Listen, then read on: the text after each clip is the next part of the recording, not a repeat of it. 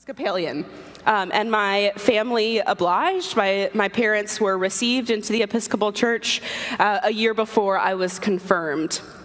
And now my more extended family is starting to attend the Episcopal Church, so I'm grateful for that. I was the head of the household in terms of faith, starting when I was just in 5th grade. Makes for a good story. The second thing that you might want to know about me is that I first felt a call to the priesthood when I was just a teenager. Shortly after joining the Episcopal Church, I was part of the Journey to Adulthood program, which involves a pilgrimage as the culmination of the program. So me and my youth group went on a pilgrimage, like any good Anglican, to Canterbury and London. We started our journey in Canterbury, and we went to St. Martin in the Field in Trafalgar Square for our Sunday morning worship. We have the cornerstone at the church that I grew up in came from St. Martin in the Field in Trafalgar Square. And it was in that very place that I first experienced a call to ministry. I couldn't have told you in that moment that that's what it was. But in speaking with people around me, I gained clarity about what in the world was happening when my 13-year-old self was just completely overwhelmed by the Spirit. St. Martin's has a tradition of releasing a dove at the peace, and I was completely overcome and just bawling there with all of my fellow youth group members, who luckily were very gracious towards me, but they weren't having the same sort of response that I was. And I continued to feel God's call in my life. So by the time I went to college, I was fairly certain that I would become a minister in some way. The next thing that sort of stems from that is that I like to collect places that I call home. I grew up in Atlanta. I was born and raised there. I lived there until I went to college.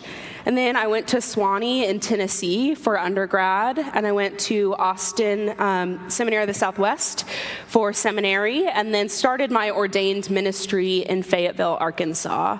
And I would consider all of those equally home. I add DC to that list now. My parents live in Sarasota, Florida, and while I've never lived there, that's home in its own sense as well. So I do have a broad understanding of home, which makes the life of being a clergy person a little more comfortable. It involves a fair amount of moving, or it can, and I'm grateful to add DC to the list of homes that I have. I really truly believe that people are home, that home is a mindset, something that you carry with you, and it's also those places that have deep meaning to you. I'll say that part of the call that I experienced when I was at St. Martin's, as that dove was released, I kept thinking to myself, I'm home, and I didn't know what that meant. I didn't know how to make sense of that. That was not home in a true sense, home in the way that we think of it. But there was something about being in worship, something about having that proximity to God, about serving amongst my peers that felt like home. So that also helps offer me a really broad and expansive understanding of what it is to be home. Churches are certainly homes as well. I imagine that many of you would share that understanding. The fourth thing, this is something that you might have already noticed in my preaching, and if not, you probably will. I'm a person who really affirms deeply expansive language for God. And you may hear me at times refer to the difference between expansive language for God and inclusive language for God. So when we talk about inclusive language, that's often using gender-neutral language for God almost exclusively. That way everyone is included, and there's great value in that. But I lean a little more towards expansive language, which means defining God in a myriad of terms. So I like to use she and mother for God at times in my preaching, in part to see how much people are listening, because I often get comments about those. It's still not normative for us. We can know that God is not a man sitting on a throne in heaven, and still it sounds different when we hear God referred to as she or as our mother. There's many words that we can use that help us to understand the many facets of who God is.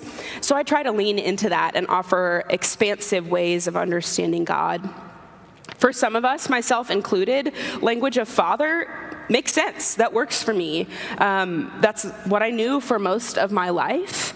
And for some of us, that language is really uncomfortable and can even be sort of triggering depending on the relationship that we have with our own family or with men in our lives.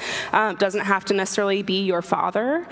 So for many people, having other words for God helps them to step into this faith more fully and in a way that does offer that safe, protective, loving feeling that I think we all yearn to experience with God. So that's a deep value of mine.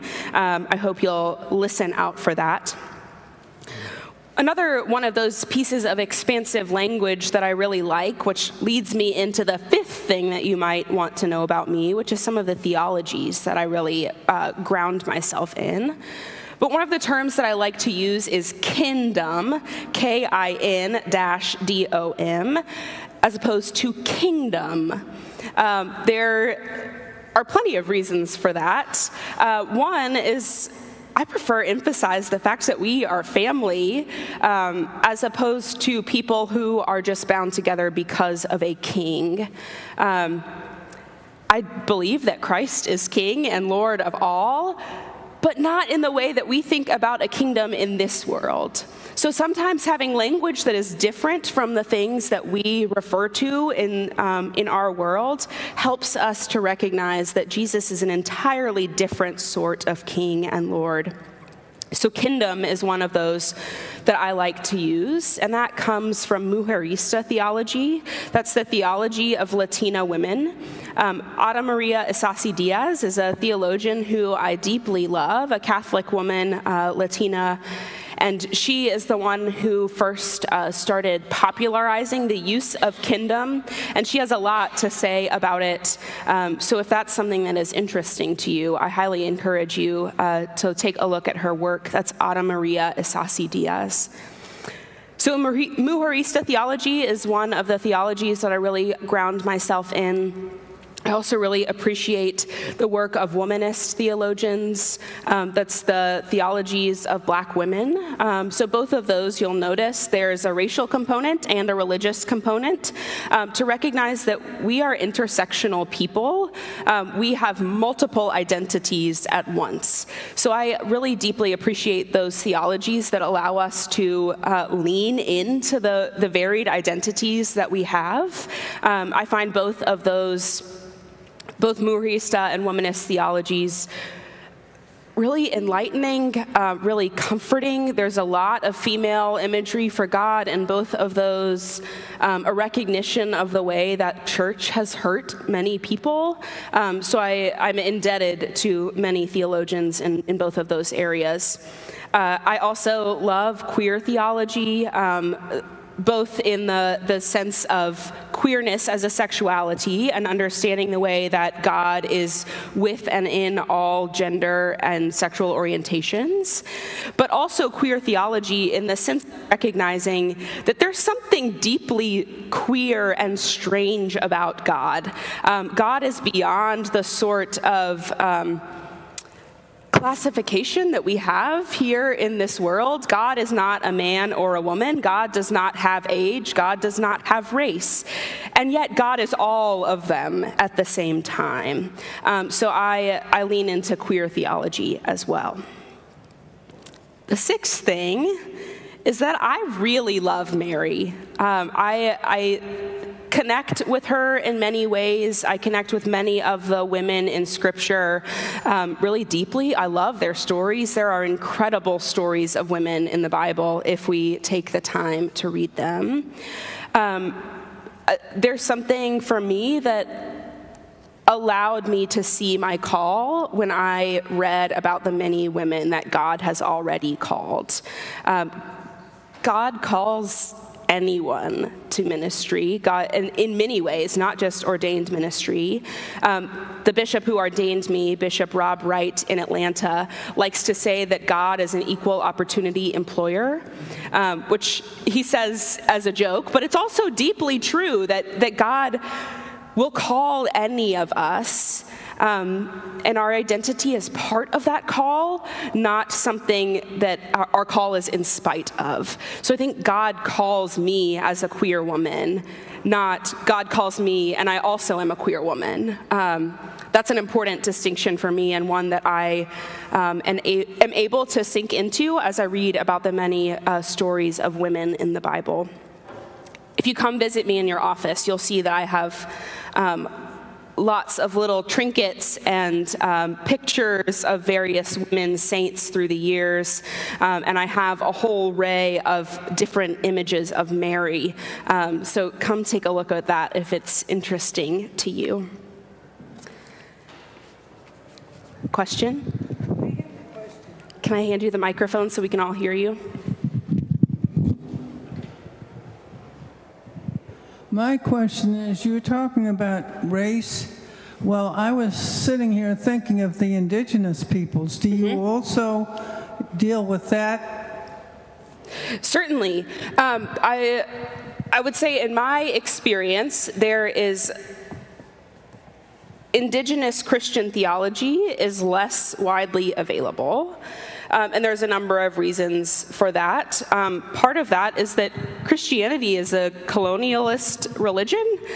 So many Native people have said, yeah, I'm not going to do that. Christianity is a religion that has deeply harmed my people. There are many indigenous Christian theologians still, but their work is not widely published. The Episcopal Church has missions in different Native territories, the history of which we can certainly problematize. There's a lot of harm that we need to name that we have done as the church, including boarding schools. There are many children who were sent to Native boarding schools, which were really just removing all of their heritage from them, and many of those students died while at school and were never reported as dead to their families. And we, as the Episcopal Church, are part of that. So we have missions to Native people, and with Native people, there are many indigenous priests in the Episcopal Church, and there's a lot for us to name as part of the harm that we've done. But thank you for naming that. I mean, I could stand here all day and list theologians that have offered me new ways of thinking about God. But I find that many of the theologies that I find most helpful are coming from voices who are oppressed in some way. There's something about an understanding of God that comes from a recognition that we truly need God. I think those of us who have positions of power and privilege in this world don't always feel like we need God, because we've got it figured out already. But there's something about being in a position that calls to God in a different way that I find really helpful, and folks who are seeking liberation in the way that they talk about God. It's life-giving. Any other questions while I'm up with the mic? How are you today? You had mentioned you came as at some point a university chaplain, I gather.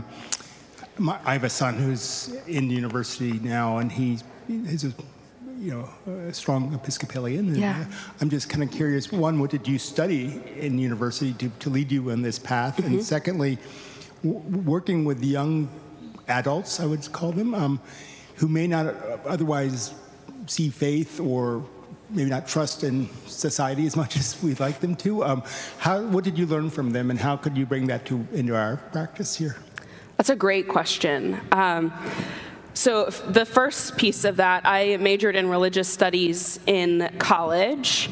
I sometimes say that I pigeonholed myself on purpose. that's what I loved to learn about, so I couldn't imagine learning about something else. I had minors in psychology and education, which might have helped me if my bishop had said, no, you're not called to the ministry. But luckily here I am. So I majored in religious studies and absolutely loved that. And campus ministry was a significant part of my life at Sewanee, an Episcopal university, so a lot of Episcopal ministries there. But my degree actually was not centered in Christianity, which I think was actually really helpful for me as I went to seminary, that I had a broad understanding of what religion is and can be. The second part of your question about what I learned from working with college students is a great one, and one that I could answer at length. I learned so much from college students. So my previous call was in Fayetteville, Arkansas, which is where University of Arkansas is. And I was the Episcopal chaplain at St. Martin's Episcopal Center at the University of Arkansas. And I worked both with students who were already deeply Episcopalian, but perhaps more who were not. And they saw a church on campus that had a rainbow flag on it and a Black Lives Matter flag on it and a sign that said "Refugees Welcome," a sign for a transition closet, which had clothing for people who were wanting to explore their gender and the way that they expressed it without spending tremendous amounts of money. So those were things that people saw that and thought, I didn't know church and any of those other messages could go together. That wasn't their experience of the church. So one thing that I learned from that is that we have to be really loud about the things that are life-giving about our faith. We can name the ways that the church has done harm, and we are doing things that people have no idea are possible in the church. I was standing outside this morning welcoming folks for the 8 a.m. and someone walked by having picked up breakfast for their family, and she looked at me and she said, "Is this a Catholic church?" "No, we're Episcopalian." And she said, "So women can be priests there?" And I said, "Yes," as I'm dressed in a chasuble and ready for worship. But those sorts of things that feel commonplace for many of us, well, I'll also say that I'm of an age that women have always been priests in the Episcopal Church in my life. I know that's not true for everyone in this community, so some of you have seen that change happen. But there's also lots of people in the Christian community who have still never seen a woman preach, who have never seen a woman preside over worship, maybe have never seen a woman in vestments. So there's those sorts of things that can be normative to our experience of the church and of our faith that are not normative in our culture. So I was reminded about the need to name those things explicitly. I learned that from many students who came to me saying exactly what I just narrated. I saw XYZ sign and didn't know that was possible. I learned about the need for fellowship. I always knew fellowship was important, but there's something about being with college students who they're just always receiving information. That's the whole point of college, both what they receive in the classroom and what they are receiving and integrating from their experiences living in a dorm or developing adult friendships or discovering what it is to live on their own, trying to figure out how to cook in their new apartment. It's constant learning. So I learned that while there was a need for us to do Bible study and continue to learn about God, it was really important that we just sat down together and spent time with one another. So when we had dinner on Sunday nights, sometimes Jesus would come up. Jesus was there, I'm sure of that. But Jesus wasn't always the topic of conversation. But that fellowship was deeply important to the ability to be comfortable in a community and to ask those bigger questions and to ask about God and to feel comfortable saying, I don't believe that, or I don't believe that yet, or that doesn't make sense to me. Fellowship is what allows us to have those vulnerable conversations. And especially coming from seminary to that job, I had just been in a community where people are always talking about theology. Seminarians go out anywhere and end up talking about God and what sort of theories we do and don't believe, and we're kind of a bore to other people. But I was in a community where that's all we were talking about. So to then be reminded, oh, most people are not having these really nerdy conversations about theology, and most people, what they need more than anything is a place to feel safe and to feel loved. And that's what we are as a church, is a place for people to feel safe and to feel loved. And sometimes that means we talk about God explicitly, and a lot of times it just means we live it. So I'd say that's also a huge thing that I learned from working with college students. Yeah, thanks for that question. I'll go down my list. I'll keep going, and then we can do some more questions too. The seventh thing on my list is that I love iconography. I love both traditional and modern iconography. I had the opportunity during seminary to write 2 icons, and if you ever have the opportunity to go to an icon writing retreat, I highly, highly recommend it. The process of it, there's lots and lots of steps. It happens over the course of many days. And there's a spirituality to each step of the process. So there's different prayers that go with each thing, prayers that you say at the beginning of each session that you sit down to write your icon. And that was really meaningful to me. It was really helpful for me in seminary to do something that wasn't intellectual learning, but was learning. I was learning about God. I was learning about myself. I was learning about the people that I was doing that with. One of the rules of iconography is that you are not to be jealous of your neighbor's work, because their success is yours too. We share in our success, and especially in a community of faith. We all do the comparison thing. That's just part of being a person and being a person in community. But when we come here, we can we can take it out in the world too. But when we are together, we can recognize that the success of my neighbor is the success of all of us. I want to rejoice with them. And if I have my own feelings about that, that's something for me to work out. With God, with my therapist, with a friend. But our celebrations are for all of us. We are to rejoice with one another. So that's what I love about iconography and the communities that hold it dear. I love modern iconography too, which doesn't have all of the same steps and rules, but does offer us a way to look at God. The 8th thing, which I think many of you already know, is that I love shoes.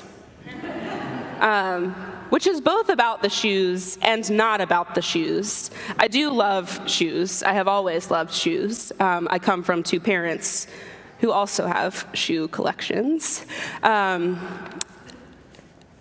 mom and I both wear pretty loud shoes. She loves orange and has great orange loafers and things like that. So I love shoes, but it's about more than that. I am probably not what you think of when you think of the idea of clergy. I'm willing to bet I'm not the first thing that comes to mind, for a lot of reasons. One, I'm a woman. We already talked about how that's surprising for many people, including in our tradition. I'm young, which is surprising for many people. I'm queer, which is also surprising. And I probably have on really loud, gaudy shoes. So none of that feels like a priest or a clergy person to us, and that's exactly why I do it. For me, living as my full self, my God-created self, invites other people to do the same. So when we're in community together and I say, I'm going to show up in the shoes that I love, I'm going to wear big earrings because I love big earrings, and I wear a lot of black, then I'm saying to you, I want you to bring your whole self to this community. That matters to me, that you feel like you can come here, whether it's in your pajamas, because that's what you could manage today in order to get here, or in a ball gown, because that's how you want to give glory to God. I want you to show up as your whole self. So when I do that, when each of us do that, it serves as an invitation to the people around us. And I know that that's true because I've seen other people do it, and then I felt invited. When I see other people doing the things that bring them the most joy and that help them to live as their fullest self, this is inside and outside of the church, I'm reminded that I get to do that too. And that's worthy of rejoicing. And I think all of that gives glory to God. When we allow ourselves to live into the fullness of who we are, the parts of ourselves that we like and the parts of ourselves that we don't like, we're saying to God, I really like what you created. Even if sometimes I feel frustrated with myself, or there's parts of my personality that I don't like, or there's a part of your body that you don't like, when you rejoice in who you are and live it fully, you're saying, thanks, God. You did a good job. Because God has already told us that this creation is good and that we are good. So when we live into that, which can mean wearing sparkly shoes, we're giving thanks. I joke sometimes that when I wear crazy shoes, it's all to the glory of God, but it truly is. It truly is. So now you have a little more of an understanding of my footwear. Sometimes I wear plain black shoes. It happens on occasion. The 9th thing that you should know about me is that I'm a planner person. I'm a big-time planner person. I always have been. I love the act of planning. I love planners, just like the books. Anytime I go in a paper store or bookstore and they have planners, I have to look at all of them, even if I am not in the market for a planner. I love them. They bring me joy. They make me calm. I don't know what that says about me, but I love them. Right now, I started in the fall doing bullet journaling, and just that allowed me the opportunity to create and draw and use stickers and washi tape as I plan. I also love to color code, which helps me a lot with this job. Both planning and color coding are a lot more a part of worship planning than you might have thought. The planning part's obvious, but there's a lot of color coding, there's a lot of Excel sheets, there's a lot of that just like makes my heart happy. When I came for my interview and Ledley showed me the rota, which tells us who's doing what at every service, my eyes lit up as he opened this gigantic spreadsheet. But it was color-coded, and it was really clear where everyone was supposed to be and what we're doing, and that sort of stuff brings me deep joy, and always has. It's really helpful. The 10th thing, there's probably more things we'll discover about one another, is that I really love engaging creativity. So 2 of the ways that I do that most are in cooking and in crafting. I don't really call myself an artist in that I don't have a particular art form that I lean into, but I love to craft and just get out all of the stuff and make a mess of my living room. I love glitter also, which means that the carpet in my living room has glitter in it forever and always. You can't get it out. But I love crafting. I love just having fun with that. And that's also a way that I connect with God. It's a way of prayer for me at times. I love visual forms of prayer, something that keeps my hands busy so that my mind can be still. So I have collage books that I'll cut things out and just notice what's drawing my attention on any given day and start piecing things together and drawing and getting out paint and sometimes glitter glue and seeing how God reveals herself to me in any given art project. So that's a way that I like to be creative. And I also love to cook. I'm a total foodie. So I will always take your restaurant recommendations, especially as I learn this area. Love food, love cooking, and the creativity it allows me to have. That's what I have. What are you curious about? What do you want to make sure that I know about you? Hi, Katie McQuaid. Thank you so much for offering your top 10 list. Yes. My question is related to your experience in college and being a religious studies major. Yeah. And I'm curious if you mentioned you believe Christ is king, and I'm curious how the studies of all these other religious traditions might have strengthened that belief or made you question that belief or informed that belief. We could talk more about that. Yeah, certainly. Thank you for that. The question is about my time doing religious studies during college and how studying other religions and having an expansive view of religion informs my faith and either strengthened it or weakened it. You didn't say it, I don't think, in quite that dichotomy. Religious studies is a strange field, I'll say that first. It's not the study of religions, like world religions. That's part of it. I did some of that.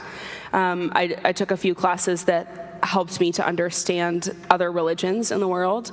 But a lot of it is a sort of anthropology of religion and understanding how religion works in the world and why religion calls to us and why so many of us find that we become a part of religious communities, both those recognized and unrecognized. We spent plenty of time talking about how, like, Starbucks meets the qualifications of a religion in the study of religion.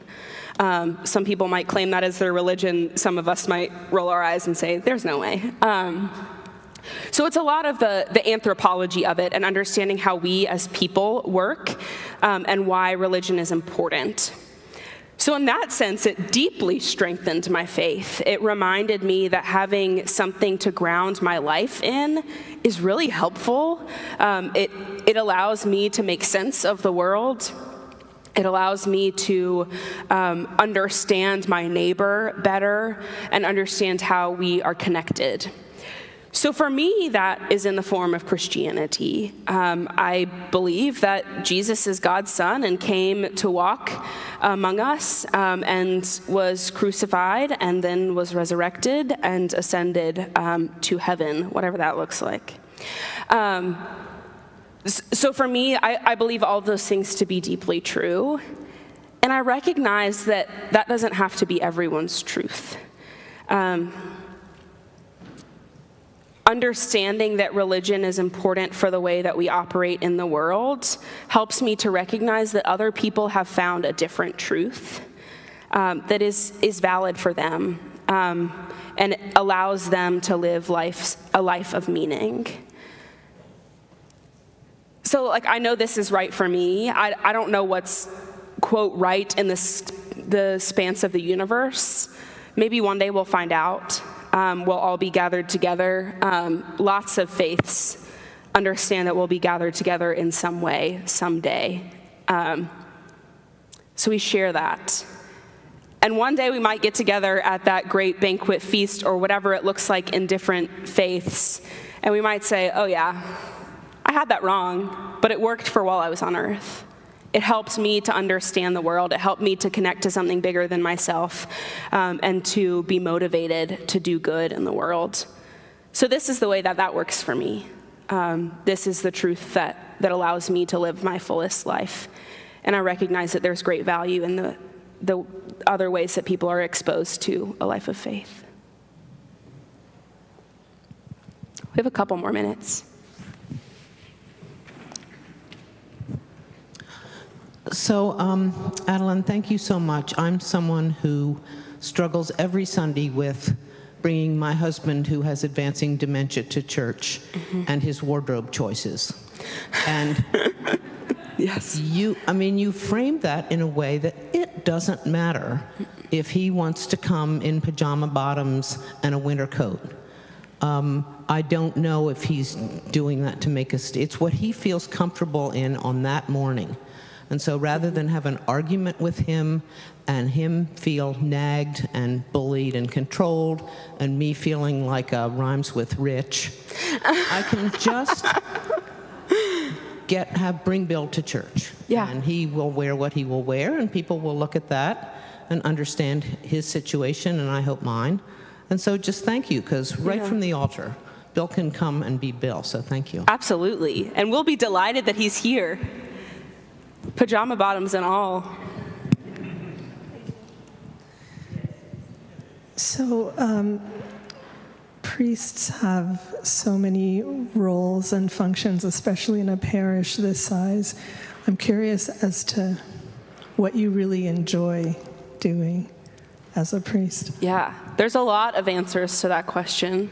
There's the spreadsheets part of my work that I do enjoy, but it taps into a particular part of who I am. I would say the thing that brings me the deepest joy about my ministry is getting to walk with people in their lives of faith.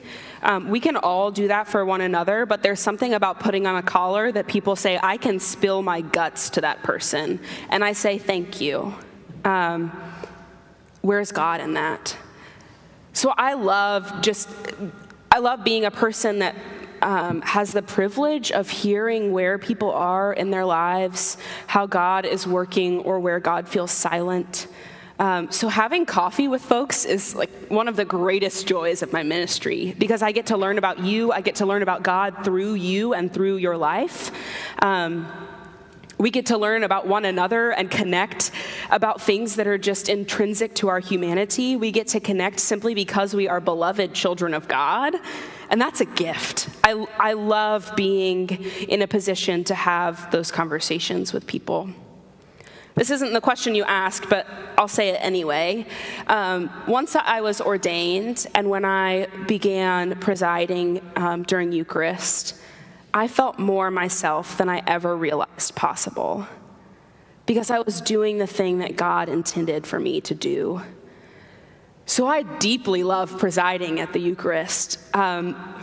I step into that and I lose track of who I am and where I end and God starts, because it's all the same. So that's, of course, a deep joy, and one that helps me to feel, it's a deep privilege. I don't quite know how to put words to it, but I feel deeply myself. I feel deeply connected with God. And that's my wish for all of us. My prayer for all of us is that each of us can be embodied by the Spirit in the thing that gives our life meaning, which might be your job, but it might not be. It might be coming home and cooking an amazing meal for yourself or for your family. It might be a craft. It might be getting out in your garden. But my prayer is that all of us have that space where we feel so ourselves and so deeply connected with God that we're not sure where we end and where God starts. So for me, often that's right here at this table. That may be true for some of you as you come forward as well, or as you serve as a reader or a Eucharistic minister. There's many ways that we serve in the church. I imagine there's choristers who would say that that's true about singing. So that's both an answer to what do I love, and also a deep prayer that I have for all of us. What did you see in St. Columba's? My father's a Methodist minister now, and so the challenges of that, I was just curious, thinking about coming here. Yeah. I did go to your rival, Rhodes College. Yes. I'm quite familiar with Swanee, but in the Methodist Church, the bishops will send you a place, wherever you want to go, even if it's a town of 2,500. I'm just curious to know what you saw here as much. The question was about what I saw here at St. Columba's as I was discerning if this was where God was calling me. Also coming from a rival at Rhodes. Swanee and Rhodes are rivals in a sense. Swanee's no good at football, so it doesn't really matter. But I love the Swanee Tigers dearly. What brought me to St. Columba's was the clear sense that you truly are a church on a mission to live God's love. There's a lot of great work happening here. The Spirit is deeply active in this place. That is really clear to me. The big moves that I've made and decisions that I've made in my life have all been Spirit-driven. in the sense that there's something about coming into a place and just knowing that the Spirit is active, and knowing that I'm ready to receive the Spirit in the way that she is made active in a place. Serving at a church like St. Columba's has always been sort of on my list of hopes for my ministry. I didn't think it would come at the time that it did. I wasn't looking for a new church. And sometimes the Spirit moves when we really want her to sit still. I was happy where I was, and then I learned about this church, and I came and visited, and just knew that this was where either the Spirit was pulling me or pushing me. I don't really know. But this church is committed to following God in the many ways that shows up. That's in your ministries, in the community, that's in worship, that's in the many ways that you study God and study Scripture together. That was really clear to me. It was also clear to me that I could work really well with the staff here. That matters. You know, it's a calling, and there's also the practical things of, do I think that this is a community in which my gifts are invited and welcome, a community in which I can fully exercise my gifts? And I thought yes. And I've learned that that's true. I feel like I'm able to exercise my gifts here and to be on a staff with people who have many different gifts, and we can be complements to one another. So that kind of stuff matters too. I didn't know it when I accepted the job, but you also have donuts on Sundays.